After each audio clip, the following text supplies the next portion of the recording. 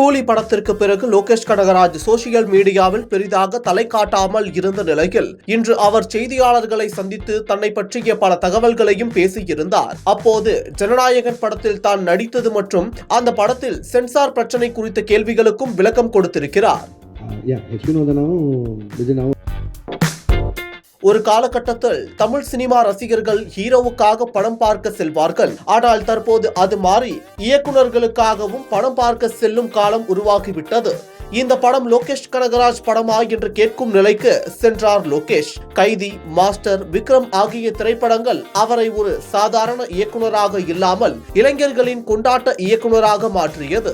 குறிப்பாக விஜய் நடித்த மாஸ்டருக்கு பிறகு விஜய் ரசிகர்களில் பெரும்பாலானோர் லோகேஷ் கனகராஜின் தீவிர ரசிகர்களாக மாறினர்.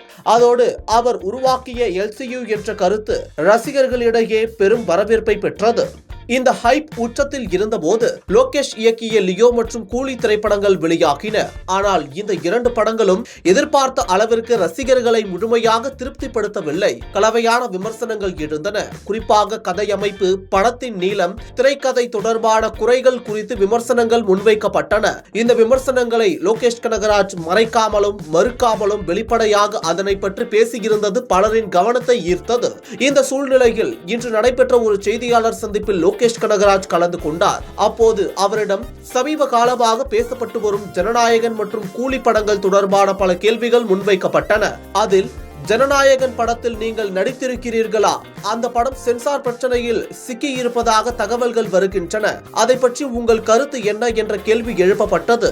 அதற்கு பதிலளித்த லோகேஷ், ஜனநாயகன் படத்தின் சென்சார் பிரச்சனை பற்றி இயக்குனர் வினோத் தான் பேச வேண்டும். அந்த படத்தில் நான் ஒரு கேமியோ ரோலில் நடித்திருக்கிறேன். அதற்கு மேல் அந்த விஷயத்தில் நான் பேச முடியாது என்று தெளிவாக கூறினார். வினோதனாவும் விஜயனாவும் ஒரு நாள் கூப்பிட்டாங்க. ஸோ அது கேமியா பண்ணேன். அது அவ்வளோதான் என்னால் சொல்ல முடியும். அதுக்கு மேலே அவங்க பேசுங்க. அந்த சந்திப்பில் கூலி படத்திற்கு வழங்கப்பட்ட சான்றிதழ் குறித்தும் அவர் விளக்கம் அளித்தார். படம் பார்த்த தணிக்கை அதிகாரிகள் சில இடங்களில் மியூட் செய்ய சொல்லி மொத்தமாக 35 கட் சொன்னார்கள். அதனால் நாங்கள் மறு தணிக்கைக்கு சென்றோம். UA சான்றிதழ் வேண்டும் என்றால் 35 காட்சிகளை வெட்ட வேண்டும் என்று சொன்னார்கள்.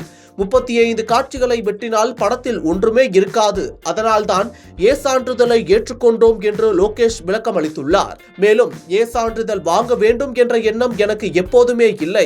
அந்த சுதந்திரத்தை தயாரிப்பாளர் கலாநிதி மாறனும் ரஜினி சாரும் எனக்கு கொடுத்தார்கள். அவர்கள் நம்பிக்கையில் தான் அந்த முடிவை எடுக்க முடிந்தது என்றும் அவர் கூறினார்.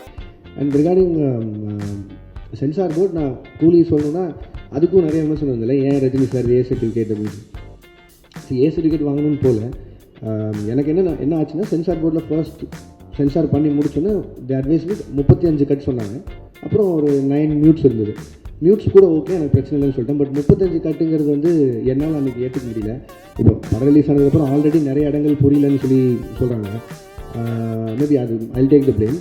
நிறைய இடத்துல நான் புரிய வச்சுருக்கணும். பட் ஆனால் அதையும் மீறி 35 கட் அப்படின்னா அது படமாகவே இருந்திருக்காது. இன்னும் நீங்கள் ஒரு ஒரு ஒரு கம்ப்ளீட்டட் ஃபிலிம் வித் சர்டிஃபிகேட்டா இல்லை ஒரு இன்கம்ப்ளீட் ஃபிலிம் வித் UBA சர்டிஃபிகேட்டாங்கிற மாதிரி தான் இருந்தது. அண்ட் இமீடியட்டாக அதை நான் ஒருத்தர் எடுக்க முடியிற கால் இல்லை. ஏன்னா அது எத்தனை கோடி இன்வெஸ்ட் பண்ணிட்டாங்கன்னு உங்களுக்கு தெரியும். ஸோ நான் ப்ரொடியூசர்கிட்டையும் பேசினேன், ரஜினி சார்கிட்டையும் பேசினேன். அண்ட் எல்லோரும் பேசி முடிவு பண்ணி வி அப்ளை ஃபார் ரீசென்சார். உடனே ரீசென்சார் அப்ளை பண்ணோம். ரீசென்சாரில் அடுத்த பேனல் பார்த்துட்டு திருப்பியும் அதே 35 கட்டு அட்வைஸ் பண்ணாங்க. பட் அட்வைஸ் பண்ணுறதை தாண்டி ரீசென்சாரில் எனக்கு சொன்னது என்னென்னா, தீமேட்டிக்காகவே இது அதாவது பிணங்களை எரிக்கிறதும் இந்த மாதிரி பண்ணுறதுங்கிறதும் தீமேட்டிக்காகவே எனக்கு இந்த மாதிரி பண்ணணும். அண்ட் எங்களுக்கான ரிலீஸ் டைம் இருக்குது. அண்ட் எனக்கு அந்த படத்தை எந்தையுமே விஷுவலாக கட் பண்ணிட வேணாம். இது எல்லாத்தையும் மனசில் வச்சுட்டு ரஜினி சாரோட அட்வைஸை எடுத்துகிட்டு அண்ட் தென் வி டிசைடட். ஏன்னா ஒரு சர்டிஃபிகேட் வந்ததுனால மட்டுமே ஒரு 40-50 கோடி வருமானத்தில் லாஸ் இருக்க மாதிரி இருக்கும்.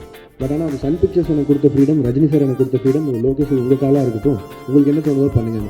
நான் ஒரு கம்ப்ளீட் ஃபிலிமாக இருக்கணும்னு சொல்லி தான் சர்டிஃபிகேட் வருது. இல்லைன்னா ஆப்வியஸாக இன்னும் கொஞ்சம் அதிகமாக சம்பாதிக்க போகுதுன்னா நான் வேணான்னு தான் சொல்லியிருக்கேன். பட் இதுதான் ஆக்சுவலி நடந்தது.